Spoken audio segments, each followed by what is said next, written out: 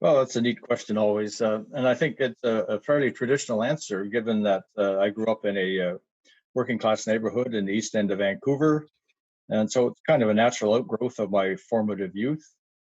Um, I'm recalling that both my grandfather and father had workbenches and toolboxes, and I was always curious about the mechanical things and how they work.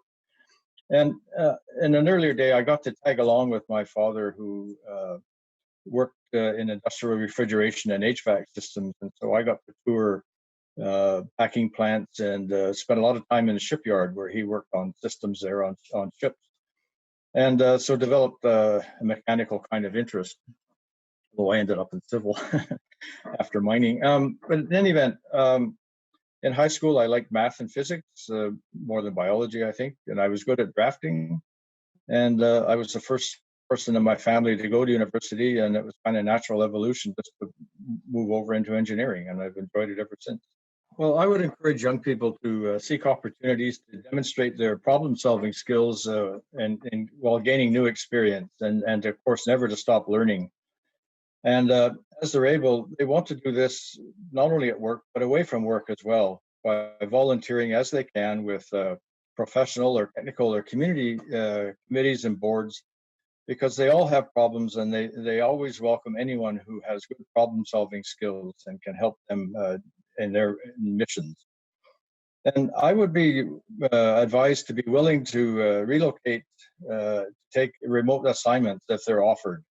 I found that one gets much more experience and opportunity in a remote location or in a smaller unit rather than necessarily in the headquarters of a company. And you want to gain the confidence of someone who's senior to you wherever you can, and they will be more than happy to mentor you along in your career. And I would always advise everyone to remember the ethical tenets of your iron ring, and to guard your reputation at all costs, and always maintain and always act ethically. And when things are going well, be generous and share the credit with your team. When they don't go so well, accept your responsibility for that. Own up to any shortcomings that you may have, and learn from your mistakes and move on. And finally, of course, one has to maintain a healthy life balance between work, family, community, and recreation. Well, we live in a country that is vast in landmass, has a wealth of resources, but has a small population that's struggling with balancing resource development with a transition to a low carbon economy.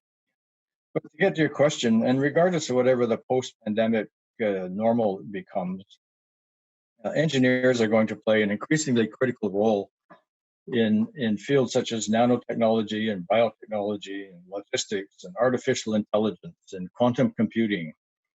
And through these developments in these fields, there's going to be great opportunity to be involved in development of our infrastructure, whether it's water and wastewater treatment, highways, the whole gamut, as well as the north. They used to say, go west, young men. Well, now it's going to be go north, young people, because we will be developing and needing to protect our Arctic. There'll be opportunities in medicine and agriculture and aerospace. And I'd love to be young again, because it'd be a phenomenal time to help develop the country that lies ahead, and the future that lies ahead of everyone.